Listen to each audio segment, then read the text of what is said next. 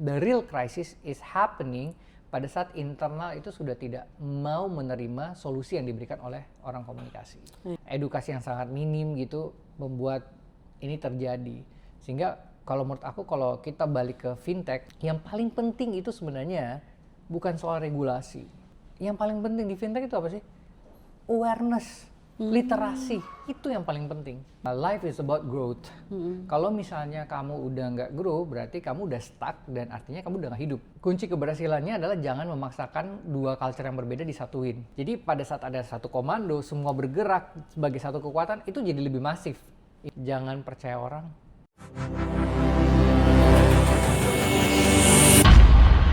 Gizmo Talk Podcast by Gizmology. Halo Gizmo Friends, balik lagi kita di Gizmo Talk, tempat kita ngobrolin teknologi, tren, dan orang-orang hebat di baliknya. Jadi teman-teman seringkali kan ngelihat kalau misalnya perusahaan itu pasti melakukan kampanye yang keren, kadang ada merger raksasa, terus ada yang ada yang kena krisis, terus bagaimana mereka menanganinya gitu. Tapi kepikiran gak sih orang-orang di balik semua itu yang menyelesaikan semua hal-hal kayak gitu, masalah-masalah besar di perusahaan. Nah, hari ini Gizmo Talk tuh kedatangan sosok yang track record-nya nggak main-main. Karena dia udah 18 tahun malang melintang di industri. Mulai dari telekomunikasi, fintech, sampai bikin agensi sendiri gitu. Kabarnya bikin agensi sendiri. Nah, di episode kali ini kita pengen nggak terlalu membedah strategi korporatnya, tapi kita mau kenalan lebih jauh sama the man behind the brand. Apa sih hobinya, terus gimana sih perjalanan dia selama 18 tahun berkarir. Nah, kita udah kedatangan sosok tersebut yang hebat di balik itu. Kita sapa dulu Mas Steve Saira. Halo Steve, makasih. Ini Gizmo Friend ya ngomongnya. Iya, Gizmo Friend. Hai Gizmo Friend, apa kabar? Gitu. Apa kabar Mbak Sari? Tapi canggung banget gak sih kita? Kakak Sari. Harusnya kita lebih santai ya. Iya, Lebih santai. lu manggilnya apa sih? Pak? Lu mau dipanggil apa? Manggil gua Steve aja boleh. Oh, Steve ya, aja. Manggil Steve aja boleh. Iya, Gua kebetulan. aja bingung tadi Malang melintang. Itu gimana Malang dan melintang gua? Beneran loh, tapi tuan gue udah dapet. It's okay, age is just a number kan. Iya. Tapi tetap cakepan gue ya. Pasti itu pasti. Yang merah kan cuma bibirmu. Iya. Just kidding. Oke, Yes. kita mulai obrolan kita nih. Ini nggak terlalu serius ya. Nanti baru di sesi kedua baru kita serius. Nah, kita coba membedah dulu nih. Awalnya sebelum memulai karirnya tuh apa sih sebenarnya yang memicu Steve buat kok bisa tertarik gitu di dunia komunikasi? Dunia komunikasi. Iya, apa karena tapi gue tahu sih lu ekstrovert orangnya ya, pasti kan? Enggak. Kan? Oh, justru lu nggak Justru ekstrovert. gue mungkin lebih ke ambivert ya. More likely gue tumbuh besar itu introvert. Aku sarjana teknik elektro. Serius? Teknik elektro bisa komunikasi. Masuk ke perusahaan pertama habis dari kuliah itu ke Telkomsel gitu kan. Nah pas di Telkomsel itu kayaknya gue nggak cocok gitu loh. Pada saat kan ada tesnya itu, pas dites ke mau di mana gitu kan. Jadi kan habis di tes, banyak tes lah. Itu nggak masuk ke network, no. Itu nggak masuk ke divisi network gitu, ke direktorat network. Itu malah dimasukin ke marketing and sales. Nah, kerjaan aku yang pertama adalah sales di Telkomsel. Nah, dari situlah baru kayak kayaknya gue di quote and quote tuh jorokin gitu loh kayak. Berarti akhirnya bisa dibilang lu Telkomsel itu yang ngebentuk lo di dunia komunikasi itu ya? Bisa gue bilang gitu sih, karena I learn betapa importannya communication itu pada saat di pekerjaan pertama. Karena pada saat di pekerjaan pertama itu juga aku jadi punya exposure bagaimana komunikasi itu ternyata dibutuhin banget gitu. Disitulah aku pengen perdalam ilmu dan akhirnya terjun langsung. Sempet kayak ngambil pendidikan lagi di dunia komunikasi atau? Sekarang maksudnya setelah sudah bekerja kan. Jadi pada saat sudah bekerja, berkarir di bidang komunikasi, baru aku ambil S2-nya di Magister Ilmu Komunikasi di UPH di Pelita Harapan. Itu baru benar-benar kayak wah, I need the basic knowledge lah kayak gitu kan. Karena oke, kita bisa berkomunikasi karena best practice, tetapi ada ilmu yang harus kita pelajari yang memang dari dunia kuliah itu bisa kita dapat gitu ilmunya gitu. Dan I did that gitu karena aku merasa bahwa best practice perlu, tapi landasan ilmunya tuh juga harus kuat gitu. Jadi when you mention something, orang tahu itu udah dasarnya. When you mention few words, orang tahu itu oke, itu berarti ada basic riset, ada basis ilmu dan lain-lain. Jadi berkomunikasi itu bukan cuma asal ngecap, berkomunikasi itu bukan cuma asal ngucap, tapi berkomunikasi itu harus penuh perhitungan. Makanya mungkin tadi yang dia bilang ambivert gitu kali ya, karena lu willing to learn gitu loh. Maksud gue dari lu elektro terus tiba-tiba lu ke komunikasi, ya elah, gue bilang itu susah banget ya, beda banget itu, jauh banget. Waktu kuliah belajar kalkulus, belajar gambar teknik, ya tiba-tiba. Tapi nggak ada yang nyambung ya, maksud gue dari salah satu pelajaran atau pelajaran di elektro itu yang ada hubungan dengan komunikasi? Well, pada saat kayaknya di semester 5 tuh kan ada belajar soal telekomunikasi sih, ada mata kuliah telekomunikasi. Sebenarnya ada di situ, tapi lebih ke tekniknya. More likely pada saat ke Telkomsel itu nggak yang buta-buta banget lah, tahu lah how the frequency gitu kan. Itu basic lah. Gitu kan. Terus tiba-tiba ada sekarang pas di komunikasi, lelang frekuensi, kenapa sih lagi butuh lelang gitu kan. Nah itu tahu karena ada basic knowledge yang masih kepake lah waktu pas kuliah dulu. Tapi agak kaget gak sih lo, maksud gue dari lo 18 tahun Telkomsel, terus udah gitu lo pindah 12 tahun Telkomsel, terus lo pindah fintech, terus pindah lagi ke Indosat, Telco lagi Indosat, abis itu IT Sec sekarang, cyber security, cyber security, lo bisa elaborate gak sih, maksudnya gimana lo menerima difference? I grow. Aku tuh orangnya nggak pernah puas, to be honest. Kenapa? Karena bukan karena terlalu bukan karena aku nggak puas dengan apa yang dikasih sama Tuhan, apa yang dikasih oleh alam semesta gitu. Tapi aku merasa bahwa life is about growth. Kalau misalnya kamu udah nggak grow, berarti kamu udah stuck dan artinya kamu udah nggak hidup. That's my philosophy of hidup gitu loh. Jadi kalau misalnya 12 tahun aku berkarir di Telkomsel, aku merasa ada ruang yang belum terisi. Artinya ruang itu bisa diisi dengan pelajaran, bisa juga diisi dengan challenge yang baru. Nah kebetulan pada saat itu kan waktu di Telkomsel itu, semua itu datang dari opportunity yang tidak kita sengaja gitu kan. Waktu itu pada saat di Telkomsel, my last project itu adalah ngebangun NextDev. NextDev itu I build that from scratch gitu ya. Sukses banget itu NextDev. Gimana, aku ngelihat gini kan, itu udah lagi booming startup. Tapi how Telkomsel itu bisa mengambil bagian dari situ dan ini bisa berdampak bagi Indonesia. So at that time itu aku memang benar-benar terjun langsung, bergaul dengan komunitas startup, masuk ke sana, melihat dan akhirnya belajar. Karena Telkomsel waktu itu juga ngasih opportunity untuk belajar. Aku ambil summer course gitu di Berkeley University di Amerika Serikat gitu untuk belajar soal social enterprise. Jadi belajar soal kayak gimana sih kalau misalnya startup yang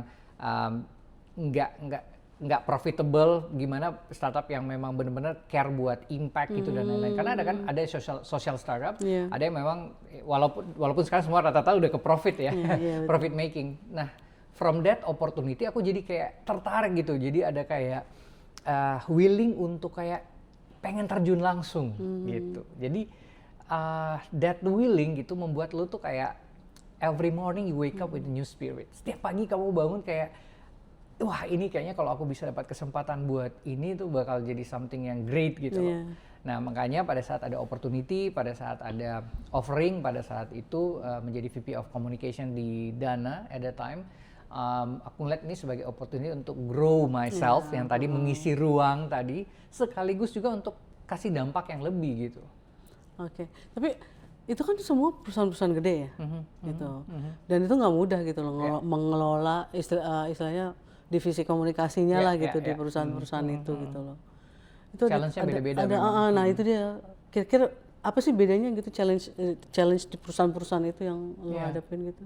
Telco itu cukup masif ya, produknya cukup masif.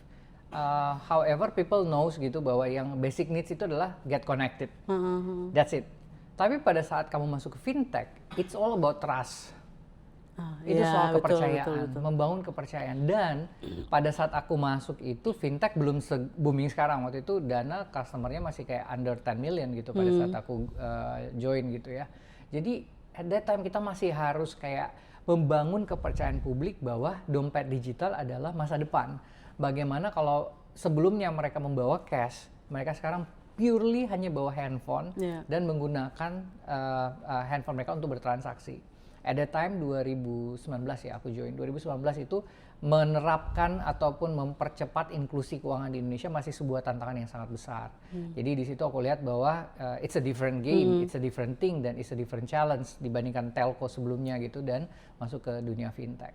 Dan itu yang bikin kita tambah, kalau menurut aku sih tambah muda ya, tambah excited. Karena kalau hidup kamu challenge, kalau hidup kamu kayak stuck, biasa-biasa aja, you will feel, for me personally, aku ngerasa kayak I grow old gitu. Old dalam artian kayak nggak ada lagi yang bertambah dalam hidup gue, nggak ada lagi yang di challenge.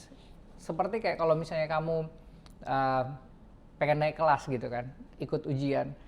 Ujian itu bikin kita kayak pengen belajar lebih gitu kan, pengen ikut bimbel, ikut apa dan lain-lain supaya kita bisa naik kelas. Dan itu sebenarnya portraying apa yang sekarang kita alami di saat kita berkarir. Saat kita sudah stuck, wah kita udah ngelakuin ini, kita udah ngelakuin itu, kita udah banyak yang kita kuasai, kita butuh ilmu yang baru dan challenge yang baru. Tapi kan Indian lo balik lagi ke Indosat kan, ke telco lagi gitu. At that time, kalau maaf ya, aku nge-cut host nih. Nggak apa-apa. Maaf Gizmo Friends, monggo kakak. Nggak apa-apa, terusin aja gimana waktu ke Indosat itu. Karena gini, pada saat itu bukan dilihat dari telkonya, tapi yang tadi aku bilang soal challenge. Waktu itu headhunter menghubungi aku tuh mau nggak, atau pertanyaan adalah, have you ever been part of a merger before? Nah itu dia. Gitu, jadi ada pertanyaan kan gitu, pernah nggak terlibat di merger gitu dan lain-lain. Nah kebetulan waktu pada saat di Dana, aku sempat bantu Ant Financial pada saat mau IPO itu kan dengan Ant Group itu. Sempat kita membantu grup lah, karena memang kita waktu pada saat itu masih ada ownership dari Ant Financial. Jadi pada saat mereka mau IPO, I learn gitu, belajar gitu. Oh gimana sih connect investor? Gimana sih kalau mau bikin big corporate actions? Gimana sih caranya kita bikin foundations? Gimana bikin report dan lain-lain? Nah itu yang aku pakai sebagai bahan diskusi pada saat mau masuk ke next step, yaitu ke Indosat pada saat itu. Dan singkat cerita ya ternyata itu yang dibutuhkan saat itu. Nah itu kan lu bilang kan tadi itu emang big corporate action kan, merger itu menyatukan dua perusahaan besar gitu. Nah itu challenge tersendiri kan, ketika lu tuh ada nggak sih strategi yang bikin gimana caranya biar si karyawan nggak panik, terus juga pelanggan juga nggak terlalu kisruh gitu loh gitu. Dari situ lu pasti memikirkan hal itu juga kan.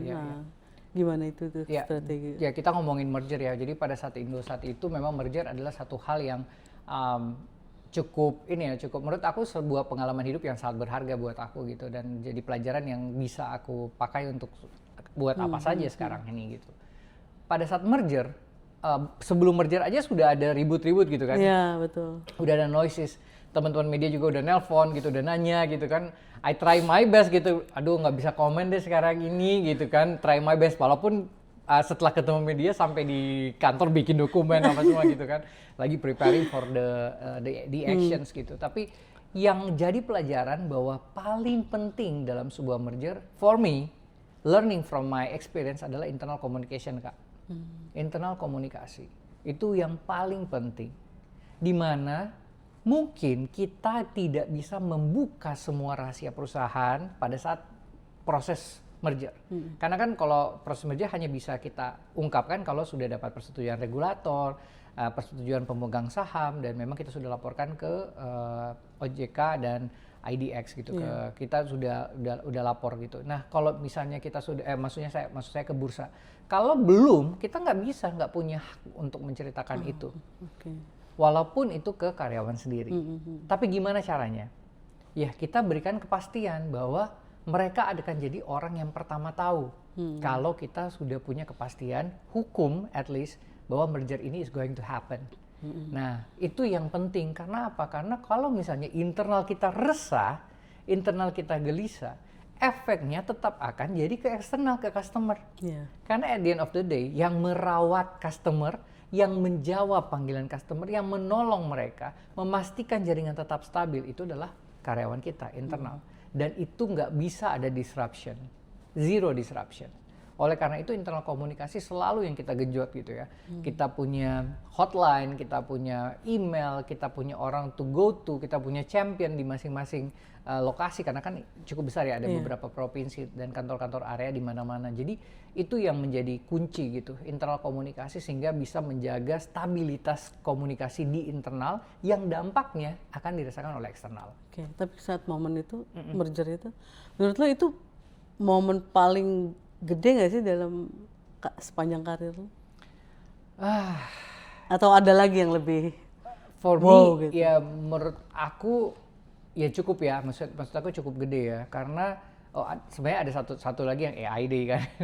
AID juga cukup gede, tapi yang itu merger adalah pengalaman yang menurut aku nggak cuma soal hidup ya, karena kalau konteksnya soal hidup ada beberapa lah yang lebih besar, tetapi soal pelajaran dalam menjalankan komunikasi yang sangat matter bagi sebuah perusahaan itu di merger. Merger itu mengajarkan betapa komunikasi itu adalah kunci. Orang berpikir kadang-kadang kan orang komunikasi itu adalah pemadam kebakaran. Kalau terjadi apa-apa, panggil orang komunikasi. Kalau mau ada campaign, mau ada produk yang di-launch, panggil orang komunikasi.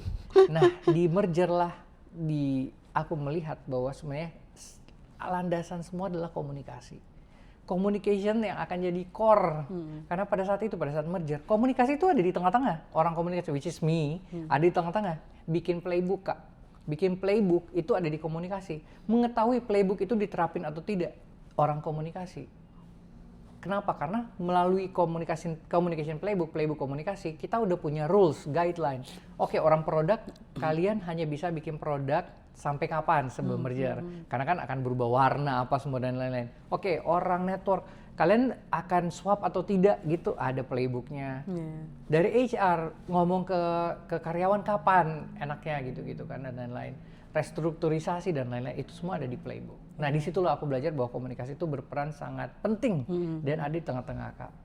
Nah, lo menyatukan dua perusahaan besar itu kan, mereka punya masing-masing itu punya kayak culture yang berbeda ya? Yes, gitu. Sangat berbeda. Nah, gimana sih lo menyatukan narasinya dua perusahaan itu menjadi sesuatu yang solid gitu loh? Kunci keberhasilannya adalah jangan memaksakan dua culture yang berbeda disatuin. Kalau kamu paksain dua culture yang berbeda, itu menurut aku adalah another disaster is coming gitulah ya. Karena analogi yang selalu aku pegang adalah kalau misalnya aku Manado ya, terus misalnya kalau dari keluarga aku ada yang Manado terus kawin sama Batak. Kalau misalnya itu dua-dua berantem semuanya kayak satu rumah tuh kayak pasti kayak wah gitu kan, pasti ribut gitu dan lain-lain, karena dua-duanya punya tone yang agak tinggi gitu ya, dan membuat rumah lebih meriah quote and quote gitu. Makanya kalau di rumah itu ada ground rules kan, misalnya kalau misalnya di rumah yang kita pakai adalah bahasa keluarga kita, misalnya sopan ya kalau ngomong gitu dan lain-lain. Ini analogi yang aku kasih untuk kasih gambaran gimana culture. Ya begitu juga sebenarnya pada saat kita masuk ke dalam satu entitas yang baru, kita tanggalin baju lama kita yang baju Indosat Ooredoo at the time dan baju Hutchison 3 Indonesia. Kita masuk ke ruangan yang baru, ke kamar yang baru. Ini di kamar ini tuh ada aturannya sendiri gitu loh. Jadi kita mulai mengganti, misalnya dulu Indosat penyebutannya sahabat. Kemudian kalau misalnya di Hutchison 3 Indonesia ada lagi sebutan yang lain gitu kan, Tri gitu, dan Tri Friends. Nah sekarang pada saat kita ke Indosat Ooredoo Hutchison pada saat merger, itu harus kita ilangin. Pertama aku ganti namanya menjadi Hiro. Oh iya. Hiro, jadi dipanggil Hiro, Hiro, itu Hutchison Indosat Ooredoo. Itu dibuat kata-katanya. Itu lu yang bikin sendiri? Bersama tim sih. Jadi iya. kita tuh bikin kayak sayembara, Kak. Jadi kita bikin sayembara dan I choose that one karena menurut aku itu yang paling kayak makna, dan kita cari-cari maknanya di bahasa Jepang ternyata ada kawan. Jadi ada salah satu padanan kata kawan. Jadi menjustifikasi, Kak. Jadi gitu kan. Jadi tugasnya komunikasi kan. Ayo cari mana yang bisa kreatif juga. mana yang bisa dikait-kaitin, kita kaitin gitu kan, Kak. Jadi ya oke, ternyata di bahasa Jepang ada tuh namanya kawan. Nah itu jadi kita pakai Hiro. Itu salah satu contoh. Jadi pada saat mereka masuk ke entitas baru, ke Indosat Ooredoo Hutchison, yang dipakai adalah kata Hiro. Melepaskan kata-kata yang lama. Dan itu masih banyak lagi hal yang lain. Contoh untuk menjelaskan bagaimana kita tidak boleh membawa culture dua ini diselebur jadi satu, tapi kita perkenalkan culture yang baru supaya mereka merasa feels at home. Iya, betul. Karena dipaksain juga takutnya kan mereka nggak sesuai sama identitas mereka juga kan. Nah, sepanjang karir lo ya, kalau diingat-ingat, ada nggak sih krisis yang menurut lo paling berat banget lo handle gitu? Banyak sih, Kak. Banyak banget krisis. Yang paling ya di Dana ya. Di Dana juga ada isunya, di Indosat ada isunya gitu kan. Semua ada isu ya. Maksudnya tanpa menyebutkan apa itu gitu, aku ngelihat bahwa kalau krisis itu yang paling berat adalah bagaimana kita meyakinkan leaders. Karena kan gini, pada saat terjadi krisis, yang paling pusing siapa sih? Yang paling pusing itu adalah kita sebagai orang komunikasi, bukan mikirin krisisnya, tapi mikirin leadersnya kita gitu, yang udah mulai panik gitu kan, CEO kita yang panik, manajemen kita panik gitu kan. Jadi sebenarnya menurut aku, when it came to crisis, yang paling pertama yang aku rasakan harus menjadi beban terberat adalah internal sebenarnya.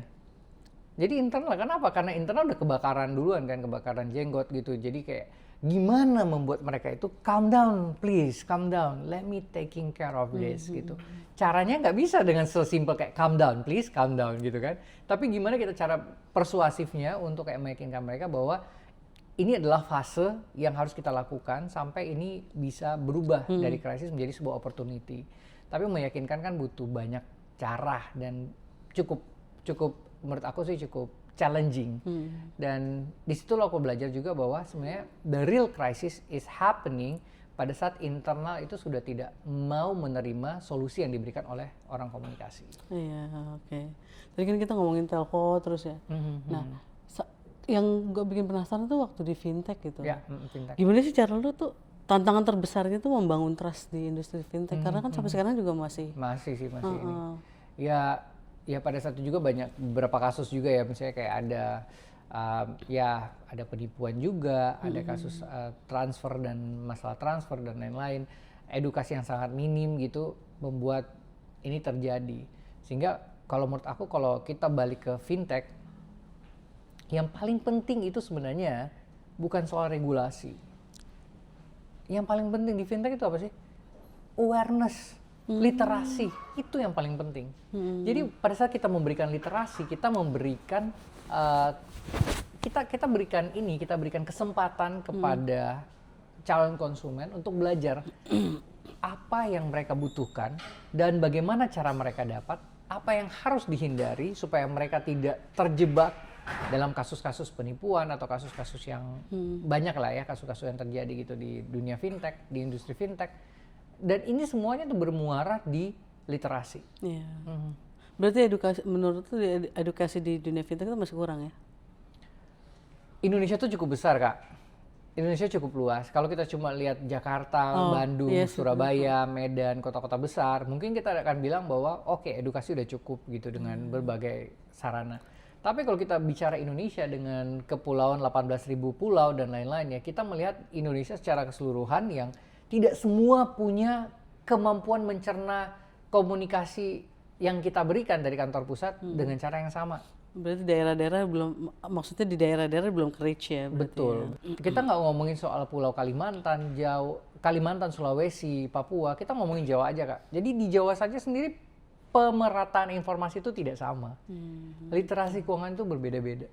Nah, sehingga kita melihat industri fintech di Indonesia belum pada saat itu ya, kalau aku pakai konteks pada saat itu belum bisa masif karena kita butuh waktu untuk memberikan edukasi non-stop kepada masyarakat Indonesia secara keseluruhan. Iya betul. Tapi menurut Mas Steve, Nggak apa-apa, mau masif.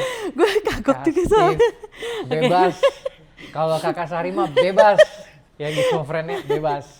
Ya, tapi menurut lo upaya pemerintah tuh udah cukup belum sih? Nggak bisa komen banyak soal regulasi pemerintah karena mungkin memang sudah tidak ada di industri itu lagi gitu ya. Jadi tidak tahu bagaimana penerapannya. Tapi menurut aku pada saat waktu aku di Dana, kita melakukan satu program bersama Kementerian Kemenko Marves waktu itu ya, Bangga Buatan Indonesia itu bagus banget gitu. Misalnya programnya ini kayak holistic program dikomando oleh satu kementerian Kemenko Marves pada saat itu. Jadi pada saat ada satu komando, semua bergerak sebagai satu kekuatan, itu jadi lebih masif impact-nya. Tapi karena itu ada pandemi kan, ada COVID. Nah setelah pandemi, aku lihat ini kayak udah jalan sendiri-sendiri gitu. Ada badan yang lain ngurusin ini, yang lain juga ngurusin ini, jadi udah jalan sendiri-sendiri. Mungkin pelajarannya adalah kalau misalnya kayak kembali lagi seperti dulu ya, misalnya kayak satu komando gitu berjalan beriringan gitu secara holistik, I guess impact-nya akan lebih besar. Oh, gua kira pelajarannya adalah kita harus COVID lagi gitu. Dikit lagi nipah katanya nikah. Iya betul katanya. Knock on wood, enggak lah. Nah, dari semua perbedaan industri yang lo udah jalanin lah gitu loh. Yeah. Lo menyadari nggak sih kalau gaya komunikasi tuh harus berubah gitu? Oh ya, tentu saja. Oh gitu. Kalau menurut aku gini, personal style itu pasti akan selalu ada, kan terasa. Oh ini kalau misalnya teman-teman bilang, wah ini persilisnya Mas Steve kayak begini, biasanya gitu kan, quote and quote gitu. Tetapi pada saat kita melakukan aktivitas komunikasi, ya itu memang harus di-adjust. Ini tuh buat apa? Misalnya kalau kita lagi ngomongin kayak sekarang aku di industri cyber security yang more to B2B gitu kan, ya bahasa komunikasinya agak berbeda pada saat waktu di B2C bisnis kayak di Indosat gitu. Itu completely different, beda banget. Tetapi our style harusnya tuh punya rasa. Jadi kayak kalau dia bikin event segini ya, tapi rasanya Mas Steve nih kayak gitu. Nah ada kan teman-teman dia kalau datang ke acara kita, rasanya bener kayak acaranya Mas Steve nih kayak gini. Jadi itunya tetap ada, hanya konten di dalamnya tentu saja berbeda. 18 tahun nih, ada pelajaran nggak sih yang 18 tahun jadi berasa paling tua. Ada nggak sih yang paling fundamental gitu pelajaran yang lu dapet? Jangan percaya orang. Dia Percaya Tuhan ya. bener. Percaya sama Tuhan. Percaya sama Tuhan. Iya, kalau percaya sama orang langsung itu musyrik namanya. Iya. Karena gini, sometimes gitu. Ini konteksnya lebih ke arah kayak kita membangun komunikasi itu untuk membangun trust sebenarnya kan. Tapi kita harus tahu bahwa sebenarnya membangun trust itu harus di-earn. Jangan diberikan cuma-cuma gitu loh. Misalnya karena kalau misalnya kita berikan cuma-cuma, sometimes people take it for granted. Gitu. Ini personal aja sih dari aku, jadi kayak pada saat kita saking percaya sama orang gitu ya, people take us for granted gitu. Sementara kalau kita benar-benar ngelihat bahwa ada challenge dulu yang kita berikan gitu sampai orang itu bisa earn the trust, di situ kita bisa lihat ada orang-orang yang bisa kita ajak untuk kayak ini orang yang bisa kita percaya, loyalis dan bisa bangun bisnis bersama dan lain-lain. Itu sih yang menurut aku cukup berasa banget gitu meaningnya ke aku sekarang. Termasuk yang kan gue lihat di LinkedIn kan lu bikin Gema Worldwide. Iya. Itu apa sih? Kok namanya Gema? Gema itu. Kenapa nggak Steve PR gitu? Enggak dong. Jadi sebenarnya itu kan bersama beberapa temen lah. Jadi ya karena pada saat itu aku keluar dari Indosat kan, aku memang benar-benar pengen giving back gitu loh, kayak gitu, kayak aduh banyak banget ilmunya, banyak banget ini tanpa harus come back to big company gitu dengan berbagai intrik di dalamnya gitu ya. gimana sih caranya giving back? Ternyata ada teman-teman juga yang lagi membangun gitu. And then they call me dan wah ini kayaknya satu yang memang aku juga passionate about gitu. Karena agensi banyak di Indonesia, tapi gimana kalau kita bisa membantu orang? Jadi agensi yang ngebantuin orang, bener-bener kayak consultant base. Jadi ini creative agency tapi consultant base. PR ada di dalamnya sebagai bagian dari solusi. Oke. Tapi di atasnya itu adalah creative agency, basicnya consultant. Jadi kita benar-benar datang mendengarkan masalahnya kayak gimana, kita kasih solusi. Jadi itu sih sebenarnya Gema. Itu artinya Gema juga artinya itu tercermin dari dampak yang kita mau pengen kasih. Karena biasanya kalau bisa amplify, echo gitu kan. Jadi kalau misalnya kita ngomong di dalam satu ruangan tidak ada gemanya, langsung hilang kan. Iya, betul. Tapi kalau misalnya kita ngomong tiba-tiba ada efek ada gema gitu kan, berarti kita kasih dampak buat orang.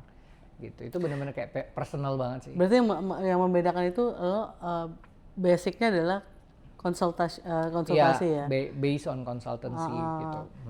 Oke, karena emang bener sih kalau menurutku itu PR agency itu udah kayak coffee shop gitu kalau menurut gue gitu, udah banyak banget gitu. Iya, jadi harus banget. ada yang membedakan dari yang lain Iya, gitu. diferensiasinya harus terlihat gitu bahwa dan harus jadi problem solver sih. Jadi ya agensi ini gitu hadir karena kita mau jadi problem solver. Tapi pas lo di sini yang mau operasionalnya gimana di sana? Saat ini kan aku posisinya sebagai co-founder. Jadi memang posisinya sebagai co-founder, secara business wise itu memang CEO-nya, my partner itu tetap running dengan tim dan lain-lain, berjalan seperti normal gitu. Dan sekarang more to independent consultancy gitu loh Kak. Jadi independent consultant, jadi if needed for consultancy akan berusaha membagi waktu pastinya. Tetapi this is like apa ya ngomongnya, baby ya. Namanya kalau baby tuh kamu pasti kan kepikiran terus nggak sih? Aduh bayinya gimana ya kayak gitu. Betul. Pasti kamu akan kepikiran, that's true. Tetapi kalau misalnya ini adalah bagian dari kayak passion kamu gitu, pasti kamu akan cari waktu. Kamu kayak oke, jam 8 malam baru mulai baca email yang di sana, it's okay gitu. Tapi kayak you make time gitu loh. Jam 8 malam sampai jam 10 gitu pulang rumah, atau pada saat lagi macet-macetan ya karena mumpung driver yang nyetir, jadi aku di belakang ngecek email dari itu. Jadi dilakukan di saat tenur di kantor ini gitu, di cyber security company yang sekarang gitu. Tapi dari sudut pandangnya Steve tuh, kira-kira masalah apa sih yang paling sering ditemuin gitu di sebuah perusahaan ya terkait dengan komunikasi strategisnya? Kalau yang paling sering ditemui adalah aku ngelihat banyak perusahaan itu nggak nyambung dengan audiensnya. Jadi perusahaan itu punya ada kayak ini ya, eagerness gitu, atau ada keinginan untuk kayak ini loh ceritanya kami gitu. Kami pengen cerita kami ini tuh nyampe di masyarakat. Kalau bisa viral, itu kan betul, sekarang itu kalau bisa viral gitu, semua mesti dengerin gitu. Tetapi apakah cerita kayak gitu yang dibutuhkan oleh masyarakat? Nah ini part yang nggak nyambungnya tuh di situ Kak, yang kulihat banyak jadi masalah karena mereka memaksakan sebuah story yang tidak dikaitkan dengan masalah yang dihadapi oleh masyarakat saat ini gitu.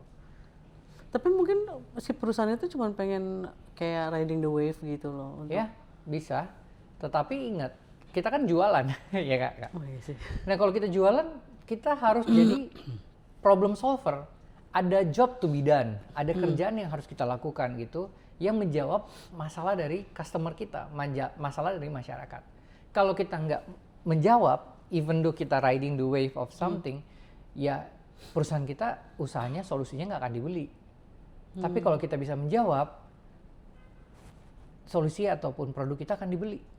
Nah, di situ kita bangun ceritanya Kak. Yeah. Kenapa mereka beli kita? Kenapa mereka percaya sama kita? Itu yang story yang kita groom, kita bawa dan kita angkat.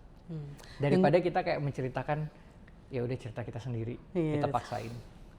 Nih kalau gue lihat ya, sepanjang gue kenal lu tuh kayaknya lu punya personal brand yang kuat gitu loh. Sebagai praktisi ya gitu. Nah, menurut lu seberapa penting sih personal brand, kita ngebangun personal brand itu di luar sana? menurut aku personal branding Di itu luar titel jabatan iya, perusahaannya. penting. Personal branding itu menurut aku adalah hal yang penting, tetapi banyak orang salah kaprah. Orang berpikir personal branding itu adalah kayak oke dapat award itu personal branding. Yes, nggak ada yang salah. Tapi menurut aku adalah personal branding yang membuat orang inget lu saat lu udah nggak ada di ruangan itu. Misalnya kamu keluar nih, Kak Sari keluar dari ruangan ini. Tapi I will always remember Kak Sari dengan lipstik merahnya, dia selalu ceria dan selalu membawa Dan anting bulat-bulat. anting bulat dengan diskusi-diskusi yang mengungkit ataupun memberikan inspirasi tentang kehidupan orang dan lain-lain. Oke, that's your personal branding. Tetapi pada saat Kak Sari berusaha untuk menceritakan saya gini loh di majalah atau apa dan lain-lain, for me that is just your story. Iya. That is not your personal brand.